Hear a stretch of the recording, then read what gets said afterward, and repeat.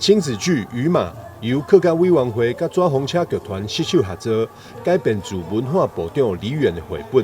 剧情引有台湾人走出家己历史的过程，透过剧中豪族甲花族的故事，象征族群融合理解甲重要性。台南市政府跟行政院客委会合作，能够把一个年度大戏，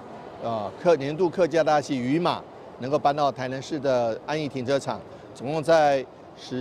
8月的16、17、18 3天在安义停车场举行我其实非常的期待，因为这是一个总统就职典礼的时候的客家大戏，由纸风车剧团来担纲演出。那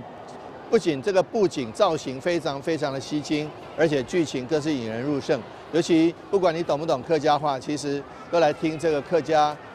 这个剧，应该都是蛮容易懂的，而且也借着这个机会，能够让许多人对于客家话、对于客语以及客家文化产生浓厚的兴趣。所以非常谢谢行政院客委会，也谢谢所有的好朋友，大家一起来参加。在台南7%的客家人，在台湾虽然是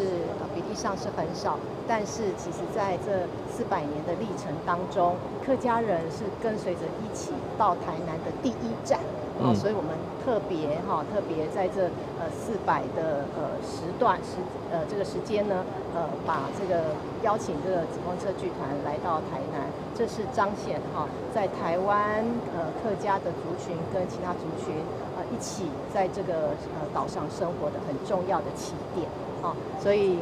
借由这样生活上很平常、很日常的戏剧的演出，融到生活里头，这是让大家互相了解的第一步。那也谢谢台南市政府